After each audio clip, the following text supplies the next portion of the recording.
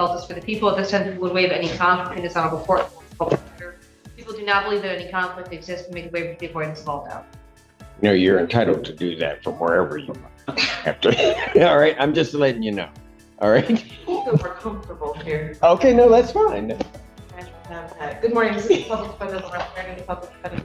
Likewise, does not believe the conflict exists. The different does we also. All right. And the court, for its part, also does not believe there's a conflict either in the Michigan court will further cases decided there. To the extent a conflict may exist, given the waivers, the court will consent to hear the matters. Court does call the case of People versus Gary Hall. As Justice for the people. And these are both arraignments. They're both arraignments. All right, Mr. Hall, can you state your name, please? Gary Hall. All right. Mr. Hall, there are two cases that I need to arraign you on with 3 different charges. All right, sir? Okay. Yeah. Starting in case 123-1380. Sir, that is a complaint that alleges that on or about December 11, 2022, location of I-94 near State Street, Pittsfield Township, Washtenaw County, State of Michigan. Count 1 alleges that you did operate a motor vehicle while intoxicated. Do you understand the nature of that charge, sir? Yes, I do. That's a misdemeanor punishable by up to 93 days of jail, a $500 fine plus court costs, community service, and any rehabilitative program. Right out of the gate, we're seeing a classic courtroom dance. Every attorney checking for potential conflicts. It sounds routine, but trust me, this step can derail an entire hearing if not handled properly. Today, though, smooth sailing, at least for now. Programs the court deems necessary. The court could also order your vehicle immobilized, could order you to pay the cost of the prosecution, as well as the cost of any emergency governmental services. You understand that? Yes. On that complaint, count 2 alleges that you did operate a motor vehicle while you're at the same date, same time, and same location, that you did operate that motor vehicle while your driver's license was suspended, denied, and or revoked. Do you understand the nature of that charge? Yes, I do. That's a misdemeanor punishable by up to 93 days jail, $500 fine plus court costs, and your vehicle is subject to immobilization. You understand that, sir? Yes, I do. All right. In the other case, 123-1472, that is a complaint that alleges that on or about March 30th, 2023, location of US 23 near Michigan Avenue in Pittsfield Township, Washtenaw County, State of Michigan. Count 1, well, the single count on that complaint alleges that you did operate a motor vehicle while intoxicated and lists this as a second offense. You understand the nature of that charge? Yes, I do, sir. That makes it a misdemeanor punishable by up to 1 year in jail, a $200 to $1,000 fine plus court costs, community service, any rehabilitative programs the court deems necessary. Court could also order your vehicle immobilized, could order you to pay the cost of the prosecution, as well as the cost of the emergency governmental services. You understand all of that, sir? Yes, I do, sir. All right. First question I have for you is, do you wish to be represented by an attorney on these cases? Yes, Your Honor. Yes? Yes. All right. So public defender cases. Assistant Public Defender Natalie Pate, on behalf of Mr. Hall, we would waive any further reading. My client would stay in mute as to all charges in both cases. I would ask for an adjourned pretrial date, and then also if Mr. Hall knows what his expected out date may be, if he maybe could comment on that. Defendant having waived formal reading, standing mute, court will enter a not guilty plea in both cases.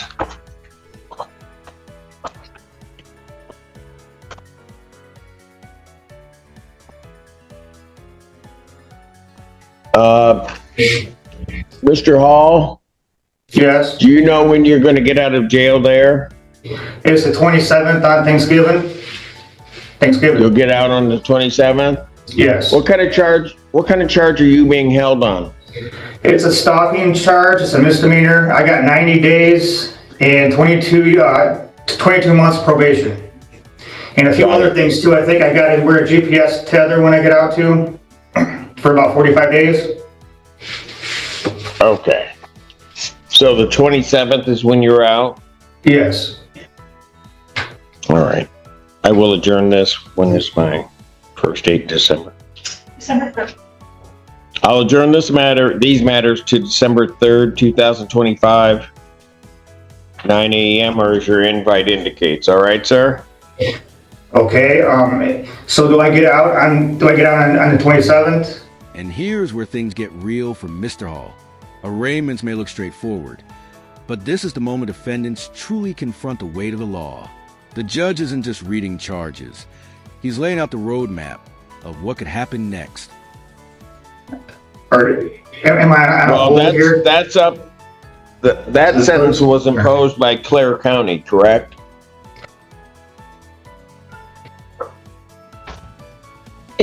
Is that correct, sir? Yes.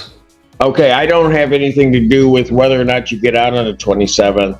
Oh, that's my out date. I was just asking if I'm going to be on a hold because they're supposed to call Ann Arbor to see if I'm able to get out or not because of the misdemeanors. Well, do you think if I set it for the 3rd, you're going to be able to get down here? Because otherwise, I'll put a hold on you and we'll come get you. Well, I can be on Zoom. I can get on Zoom now. I couldn't get on Zoom before because I just moved out to Clare County. I didn't have Zoom because I didn't have Wi-Fi. And I got Your Honor, Wi-Fi now. I can get on Zoom, talk to you. Mr. Hall, yeah, Your Honor, I think he's just asking if he was receiving PR bonds in this case, which would be my... Well, I know what he's asking, but I mean, But I mean, here's if you what want to I'll go to the do. courtroom, I'm sure I can get my dad to bring me down there, to the courtroom on the 3rd. I'll adjourn this matter to December 3rd, 2025 at 9 a.m. Okay. I'll set his bond in each of these cases in the amount $10,000. Do you have the alleged BAC on these matters? Yes, Your Honor. So one was 0.15/0.14. It's an older case. So it was not the intoxilizer, it was the data master. That one was a stop for speeding. The other is a 0.116 single vehicle crash. And there was. And then the priors from 2016. Got it.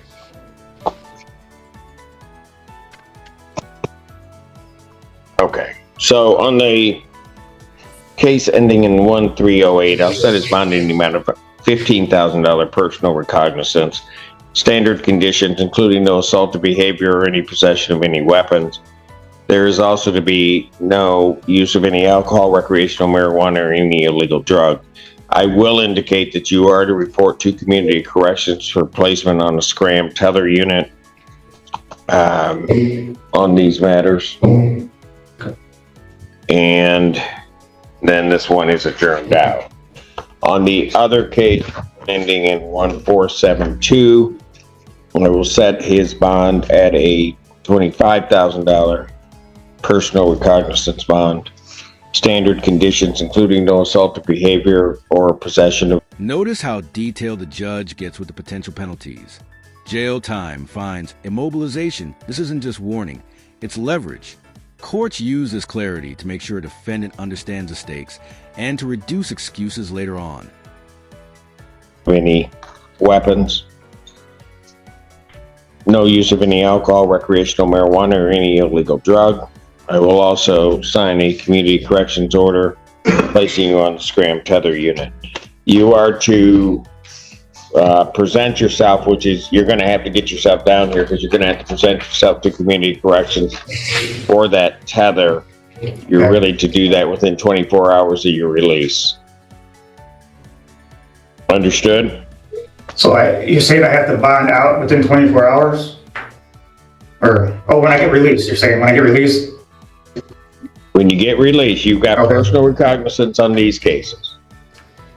When you get released, you need to get yourself down to community corrections because from the time that you're released, you need to report within 24 hours.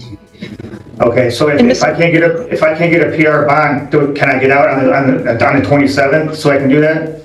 Mr. Hall, you have I just gave you 2 PR bonds. Okay.